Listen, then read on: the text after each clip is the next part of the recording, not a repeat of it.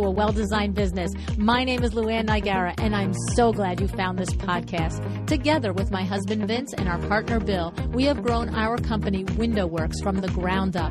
So I know and I understand the challenges you face in running your interior design business.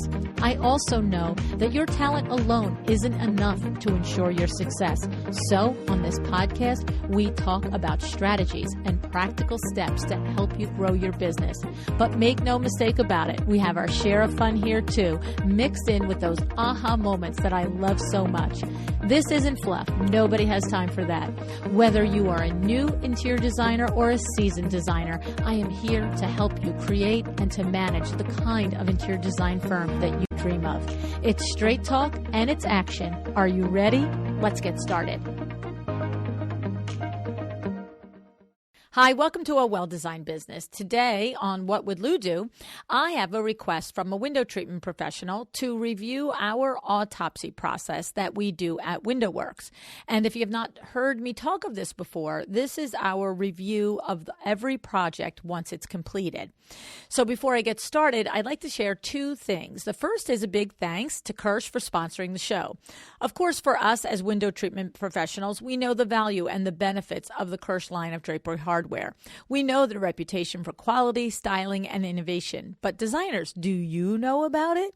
Well, I suggest that you go to Kirsch.com, Kirsch.com, and look for the nearest Kirsch dealership and ask them to show you all the latest improvements and relaunches Kirsch has had to offer over these last couple of years. Your next design project might need motorized draperies. Kirsch has the answer. Your next design project could be a sleek, modern great room. The Architrack for ripple fold drapes is the answer for this. Whatever the style, the decor, they have everything you need to complete your window treatment projects.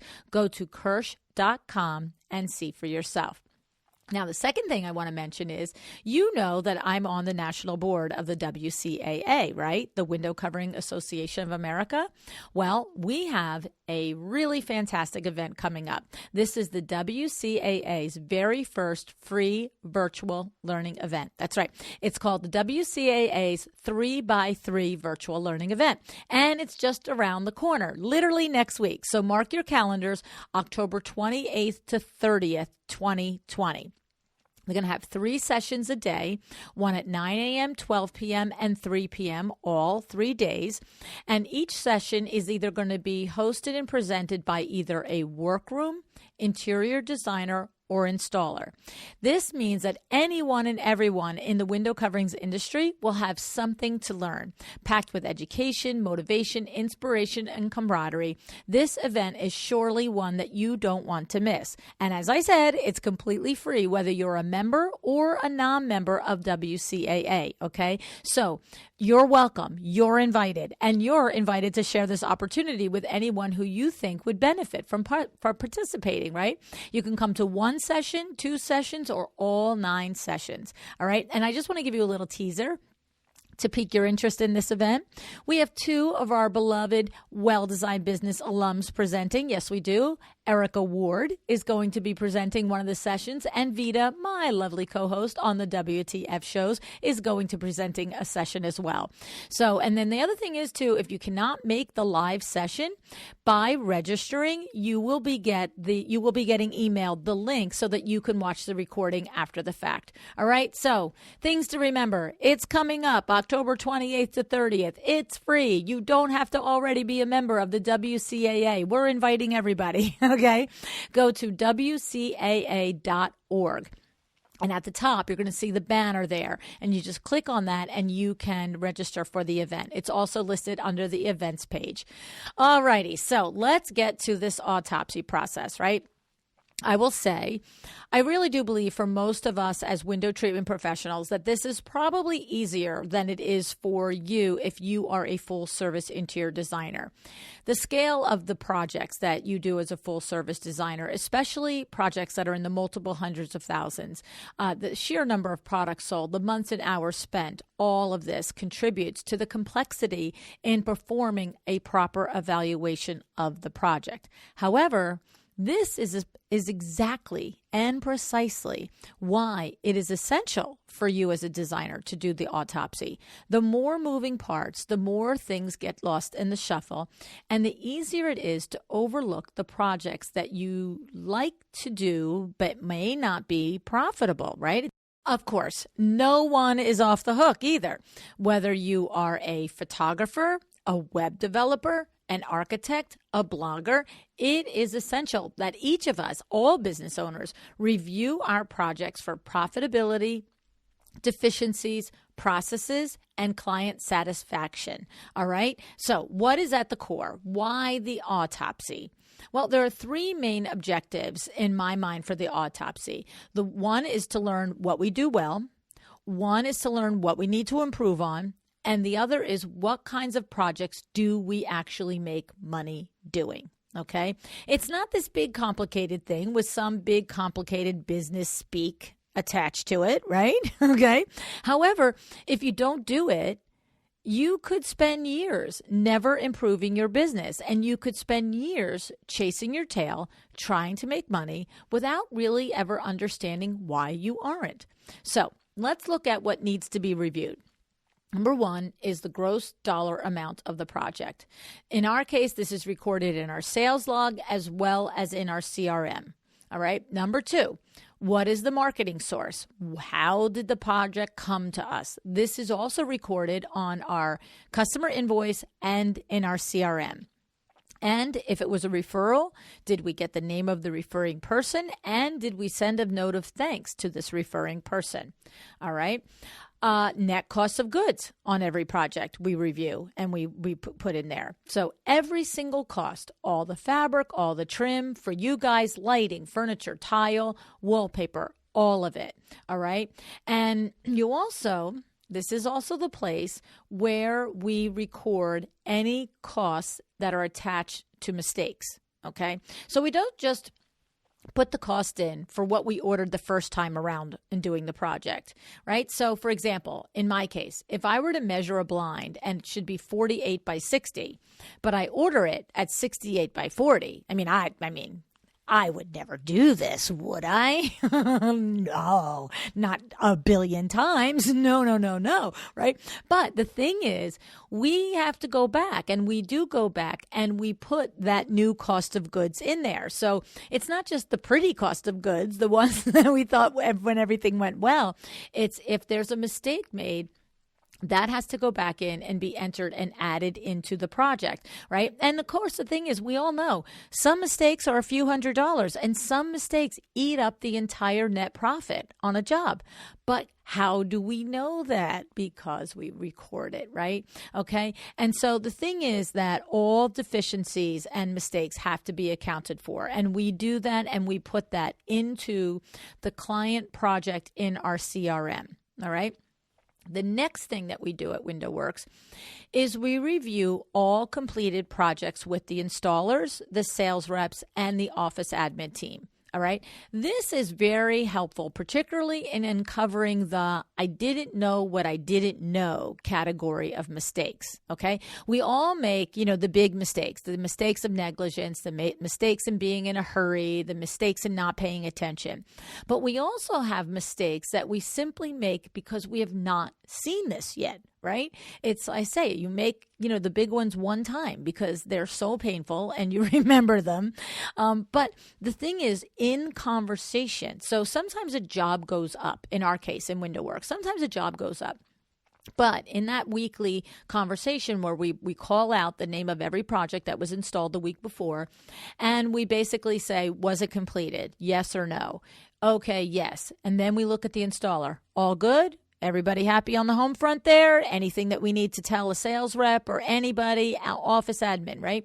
And sometimes in that situation, the installer will say, listen, I want to let you know that you did do a good job and you did measure it properly. But for example, Billy might say to me or Kim, if you had used a Z frame on that shutter, it would have, looked a little better, or it would have this or it would have that. So this is where we learn those nuances in. Something just because it was measured right, installed right, and completed doesn't mean it couldn't be done better the next time. time. Okay. So we're looking for those types of conversations, but we're also looking for those we didn't know mistakes. And that's like when, there's many times where I've measured something, ordered something, intended on a certain thing, and Billy has just come back and said, that doesn't work. I'm like, why not? Why doesn't it work? And it's not until he goes through the background and pulls it apart that I say, oh, okay, see, I was visualizing it this way. It's like, right, but that's not reality and it won't ever happen. And I'm like, oh, that stinks. So the thing is that this doesn't happen if you don't have these conversations. That's really the gist of it, okay? And this is also helpful for sales reps, because if we're picking apart a thing that I didn't know, now Kim and JC and Rich are learning it in real time. And hopefully the next time it comes across and comes up in their world, they'll think, oh, I remember when LuAnn really screwed that up and that's what she did wrong. And I got to not do that. Right. And then also what we're looking for in these conversations is there any feedback for the office admin team as well? So maybe sometimes an installer will say, oh no, everything was fine, everything went good. But they'll say, but they mentioned that they had called for a status and we didn't call them back. And it's like, oh, really? And we're not like going to have this big powwow in the middle of this, but it's just, oh, okay, what happened? And it just gives everybody a chance to say, okay, all right, maybe I dropped a ball there. And also it might be, no, I actually did call them back. And you see, in WindowWorks, we have very specific systems for client communication. And by the way, it's very, very technical. It's a piece of paper called a status slip that's paper clipped to the top left corner. Okay? I mean, whatever works for you, right? Like Vita has it all by computer and paperless, and, amen to her. And Peggy Morgan's too runs her business that way as well. But we're sort of old school. The idea, though, is whatever works for you. And if I were to go to any particular order, I should see the date of every time our office admin team reached out and tried to or completed a communication with a client.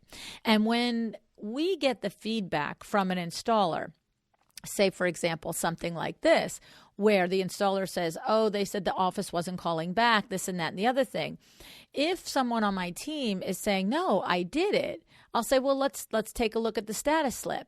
And if there's nothing there, it's sort of like, well, did you do it? But this is where I say to them, this is the way you know that you did your job, and a way that we know you did your job. And so that I can sit here and say, no, that's a loony bin client. Like I see you emailed them on 10/1, on 10/2, on 10/3 you called, on 10/5 you emailed again. And so now I'm just like, don't worry.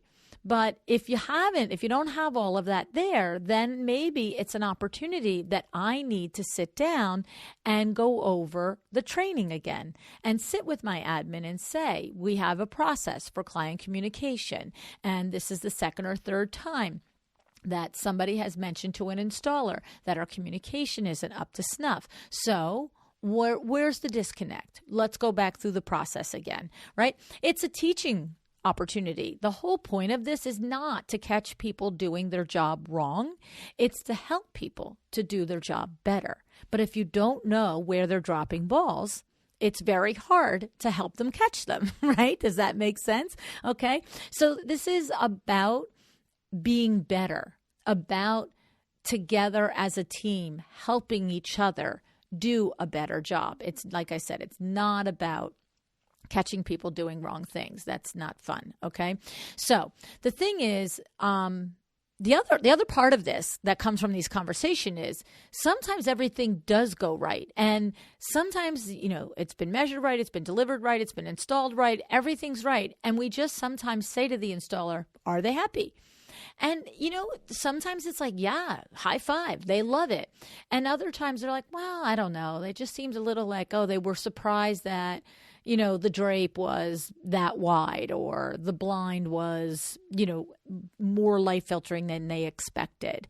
And to be real, we're going to act on some of this feedback in this way. And sometimes we're just going to let sleeping dogs lie. No joke, right?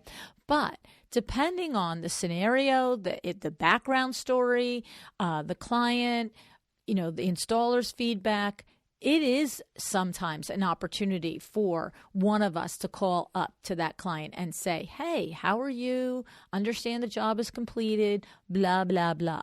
We don't necessarily say, the installer said you were sort of lukewarm on that blue drape, right? No, we just say, hello, how are you? What's going on? I understand the job was completed. And if it's something that's still really bothering them, they'll bring it up. And the thing is, you want them to because you want to fix it. You don't, because if they're lukewarm, and they know it's what they ordered, it's what they got, blah, blah, blah. They're lukewarm. Like, what kind of referral is that? So when somebody, the first person comes to their house and sees it and they say, oh, that's pretty. Yeah, but. Right? Who wants a yeah, but? What do you mean, yeah, but? Well, I mean, it's everything I ordered. It's everything I wanted, but, sort of didn't expect it to be this. Oh, okay. Who did it? Window Works? Oh, okay. Right? Like, there's nothing horrible about all of that, but there's nothing good about it either, right? So if you can uncover something that will help you actually seal the deal on making sure that your projects end and everyone's happy, you and your client, that's sort of another goal of the whole autopsy, right? And then the other thing that we do at this point is we tag the client in our CRM as market to or don't market to. Okay. So for instance, designer trade clients are a strict no market to. We do not send them our hi, how are you doing emails. We do not say, hey, we've got a sale on Hunter Douglas emails. We do not send them anything. They're not our client. Okay, they're in our system in case they need repair or service or anything like that, but they are not our client. And then we also have people that we just really are okay if they never call us again, right? And this is something, it's okay in your business to decide, right? We talk about this all the time. Selecting your ideal client and talking to them and attracting them. And it's okay that certain people, after you've worked with them, you're just like, you're not my cup of tea. I mean, we have probably, I guess it's less than 5 or 6 clients, but we have these 5 or 6 clients that if you were to open up their file in our CRM software, it literally says, do not make an appointment. Do not service. Do not engage without a conversation with LuAnn. Because there are just some people, it's not happening. Okay? Not without a phone call with me. Right? Because maybe they didn't pay a balance due. Maybe they this, maybe they that. But there are just I would say we're probably more than 30,000 customers at this point. I don't think 5 or 6 is a bad number, but that's how firmly and, committed I am to them, that there's actually a huge flag with explicit instructions not to engage with this customer and to direct it only to me. Okay. So the thing is, this is also something that is learned on the autopsy as well, because if all the way through a process, the order, it's yada, yada, yada, and then the final straw is the install, and it's also that sort of, deal breaker type situation. Do I want to know that? Yeah, I do. Because do I want to have that negative interaction again? And likely in our situation at WindowWorks, probably the initial negative interactions were when Vin and I were the salespeople. And it's one thing as an owner to put your foot down and to stand on your ground on what you're going to do and not do for a customer. But in the future, if it's one of my salespeople, I don't want to be in the middle of this gray area with somebody that I don't necessarily respect or trust. And so I'm just saying, it's your business. That's what I'm saying. That's ultimately what I'm saying. You get to decide, okay? And then the other thing that we do is, if everything is good at this point and in our meeting on Monday and everything's fine, we've completed it, blah, blah, blah, then this goes to Joanna, who then sends an email and says, hey, thank you so much for, working with us. Would you review us? And she includes the links to Google and Houzz and Facebook in order to do that. Okay, so we do have our CRM that automatically sends an email and a internal review. So it's like how did we do? And did we answer the phone? And did we call you back? And did our installer show up? And did we take our shoes off? And did we all do all that stuff? And that's an automated thing that happens through our CRM. But when we have a particularly really successful project and we know like everybody is so happy, then Joanna actually sends a personal email. And I would say, out of 20 or 30 completed projects a week, we probably are sending them to at least half, right? So that extra, because they're getting the automated one. And so in that automated one is asking them to do the same thing. But those super fans were saying, hi, like would really love that review on Google, right? So that's part of our process. The other thing is that now with all of this done, so this is in the weeds in the daily, right? On the Monday meetings. But what do we do with this? What do we do with this, Vin and Bill and myself as owners? Well, what we do is we now review these things as a whole. So we're reviewing the numbers. Are our gross margins where they need to be in order to sustain our business? So Vinny looks at this every month by salesperson. Okay. He looks every month by salesperson. Is that salesperson hitting the gross margins that they need to hit? And then we're also looking at the products and do we make more money on shutters? Do we make more money on drapes? Do we have more mistakes on this? Do we have more mistakes on that? Because if we know that we are making more money on a particular product over another, we're going to try and sell that more often. Now, we're not going to sell you a shutter if what you really need is a drape. That's crazy pants, right? But if it's between a shutter and, I don't know, a Shangri-La, well, then maybe we're going to sell you the Shangri-La because maybe that makes more money than a shutter.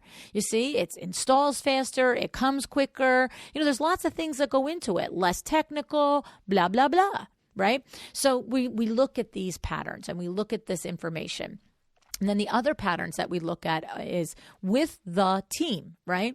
So good and bad patterns. So in our sales team, are they usually hitting their numbers? So we talked about that a moment ago. Are they hitting their gross profit numbers? And, are they regularly ordering their product accurately? Are they regularly getting their quotes in on time? Are the jobs closing down quickly? So we look in the CRM when the first sales appointment was, when the follow-up was, when the order came in, and when the order installed. So it's just an evaluation of the efficiency there. And if we see patterns, and again, same with installers. So we're looking for patterns. Is this an installer that typically has callbacks? Hey, left his drill, on our roof. I kid you not. It has happened. Okay. I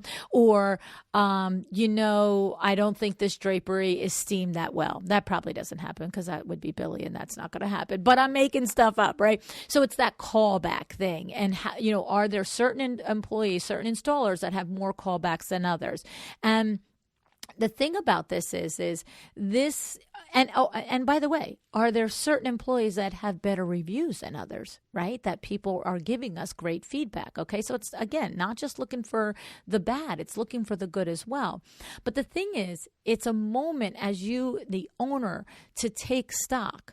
If you have a particular salesperson that's consistently not meeting the gross profit margins, well, hello, what are you doing about it? Do you need to do some ride-alongs with that salesperson? Do you need to have some conversations?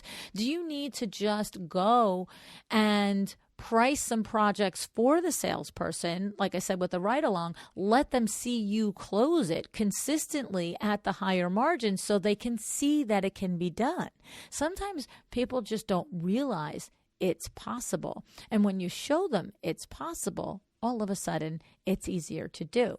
And the same with installers. Do we need to pull an installer and put him or, well, I was going to say him or her. We only have hims, but we could have a her. We're looking for installers. If you're a her and wants to install, call me. But do we need to put that installer back on the truck with Billy for a week or two, or with Carlos for a week or two, just to be like, hey, let's get back to the basics a little bit. So these are the things that are revealed through this review as well. All right, then we do a marketing review. Are the places that we are spending dollars and energy investing in marketing producing results? So just because we think, oh, yeah, we get lots of calls from that magazine, but like, do we though? Do we? And maybe do we get a lot of calls, but do we get a lot of sales? And if we get a lot of calls and we do get a lot of sales, what's the profit margin of those sales? You see, because one particular form of advertising might generate a lot of activity without a lot of conversion to sale. And if it generates a lot of conversion to sale, but it's typically a lower dollar profit margin sale, is it worth the money that we're spending in the marketing? And it might be. But I won't know it if I don't pay attention to it, right? And so if there's another type of marketing that we're doing that almost always brings in this type of project from this type of consumer, and maybe it's $20,000 a year for that marketing as opposed to $5,000 for the other type of marketing. But think about it. If the $20,000 a year investment is bringing in leads that are better quality, more likely to close, and at a higher dollar volume and gross profit margin, do I care if the $5,000 marketing brings me 100 leads that I only convert 10 and those 10 have a low profit margin? Right? Who wants to chase 100 leads? I'd rather chase 20. So these are the things that you learn when you take careful notes and you do your autopsy. All right? The other thing that we're reviewing is the demographics on the client itself, the geographic area, the client demographic, the product mix that the clients are buying, and the client type. Okay, so this is useful for, I would think, for you as interior designers in particular, because you may love to do bathroom renovations, but if you find that, for example, that a bathroom renovation typically takes you, 6 weeks to do, and the net profit margin on a bathroom renovation is, say, I'm making this stuff up, folks, right? $3,000. Well, could you do 5 design and decor projects like refresh master bedrooms, blah, blah, blah, in the same 6 weeks and make $2,000 on each, right? So this is the thing. Unless you take the time to pick everything apart, you won't have the opportunity to uncover these nuances that could be very critical in how you run your business, all right? And I will say that most of this, of course, I've discussed from the perspective of a window treatment specialist, okay? So if you are a designer, there is more work to do, okay? And I'm going to thank Article for sponsoring the show, and then I'm going to share some tips with you if you are specifically an interior designer. And you know that Article has a trade division for you as an interior designer, right? You can set it up, and once you have your design trade set up, you can check stock, order product, track your orders.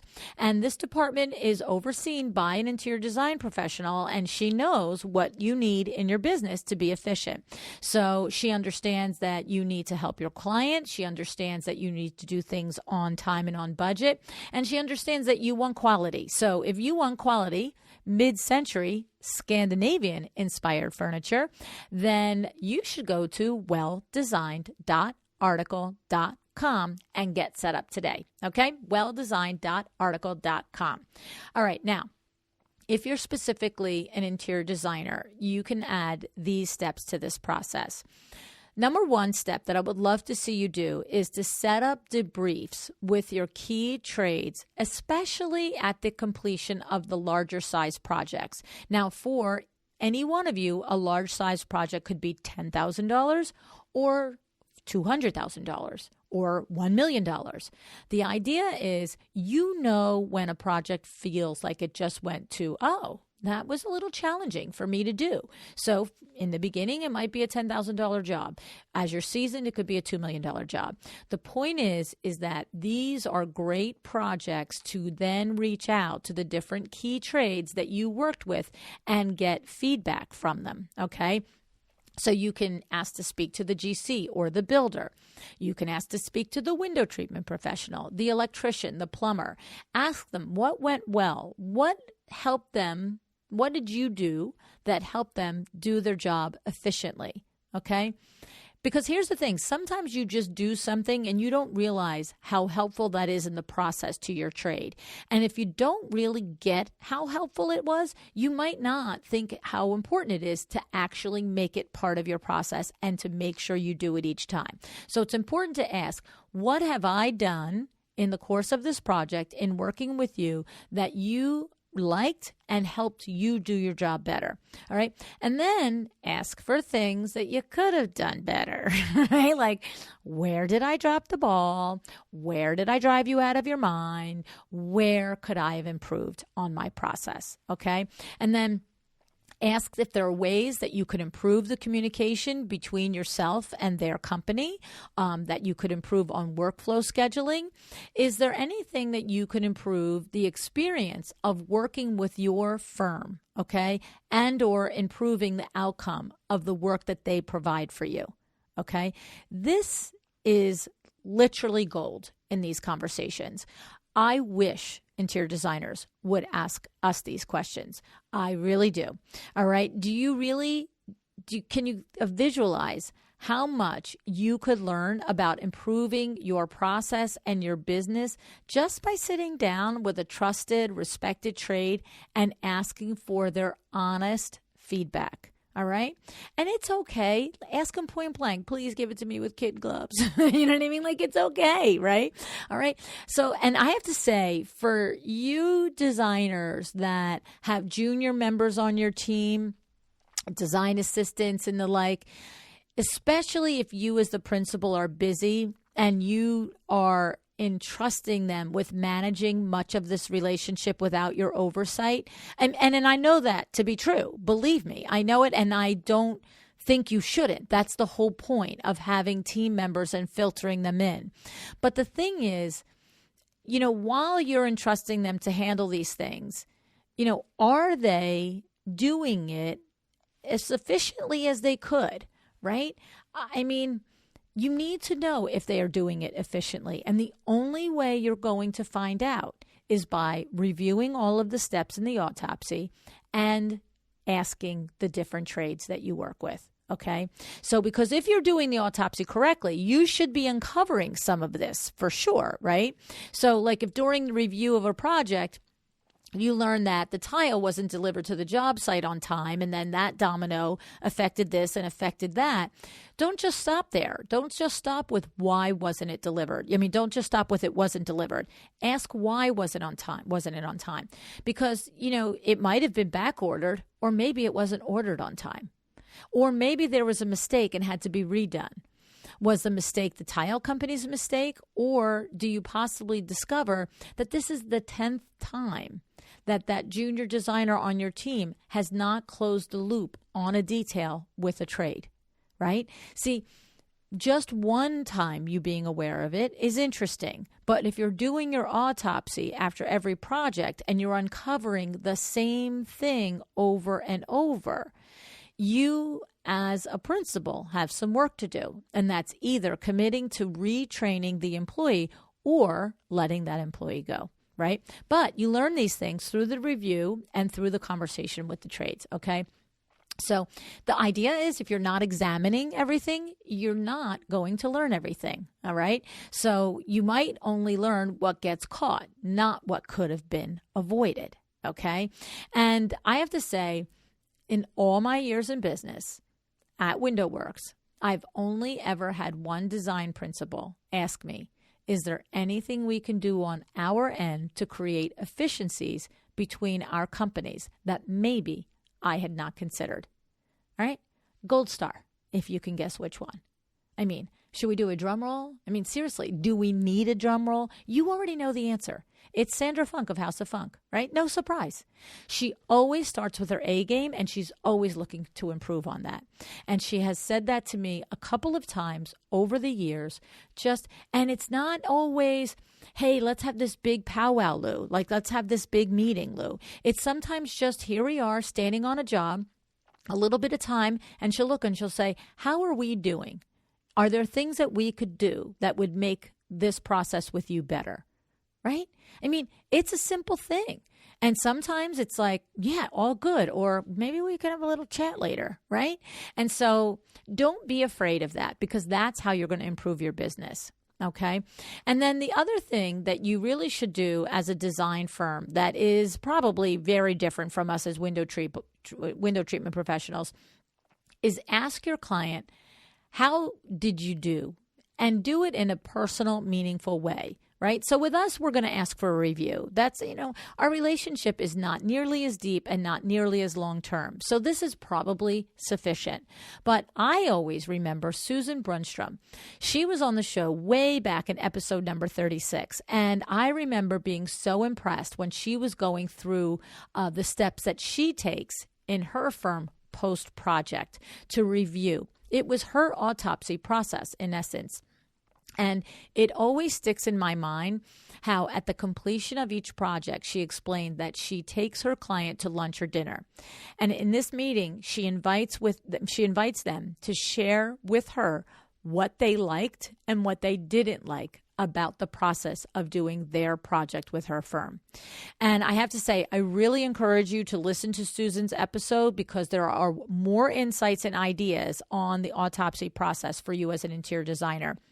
But I remember her saying that sometimes a client will just be like, oh, it's all good because it's all done. It's all installed. And she said, so I didn't go back and listen to the episode. This just sticks with me, right?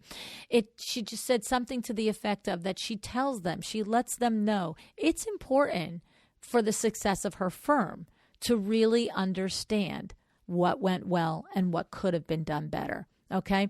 So here's the thing, as a design firm, your details are insane. Okay. I have said it over and over. I admire what you do immensely. And for all of you who do it well and create an outstanding client experience, have strong, mutually respectful relationships with your trades, and make a sustainable, healthy profit and living for yourself, amen to you all day long. Really. I mean, it's not something that you should ever take lightly or undervalue. This is a very, very, very difficult business to be in. And I commend you if you are doing it well. And I commend you even more if you're looking to improve. Okay? Because growth and learning and excellence comes from reviewing what you do, how you do it, and who you do it for. We absolutely need to take the time to evaluate and not just run barreling down the track at breakneck speed. It's finding that the car needs oil or the brakes need to be replaced before the engine seizes or before the brakes give out, okay? Because when these things happen in our work, it's chaos. We're just fighting fires, which Lord knows we're always going to have our share of fighting fires. Just in no matter how good we do things and how intentional we are about being in our processes, we're always going to have those moments of chaos and firefighting, right? But to avoid any extra, we need to be proactive. We need to be informed about our business. We need to be the smart, knowledgeable steward of our company, right? So I hope this was helpful. Honestly, this took me hours to write because I kept saying, well, what else do we do? Did I leave something out? And I'm sure there's something that I've left out, but I think you get the idea, okay? Evaluate, learn, change, improve, make profit. If you develop an autopsy process that addresses and accomplishes these things, you'll be doing just fine. I'm sure of it. All right. So thank you tons for joining me today. I really do appreciate and value that you show up. I'm grateful for the comments that you share with me on Instagram and Facebook. And I'm super grateful for the reviews that you leave for me on iTunes. Really just so grateful. Thank you. Decide to be excellent. Thank you so much for joining me again today. This podcast is a production of WindowWorks, your resource for custom window treatments and awnings. To learn how we can help you on your next interior design project, go to www.windowworks-nj.com. And if you're interested in working with me on your business, either through masterminds or one-on-one coaching, or you want to know how to get my book, The Making of a Well-Designed Business, or you just want to know what's going on in the podcast land and where I'm going to be, all of that is found at LuAnnNigara.com. Thank you so much. Have an excellent day.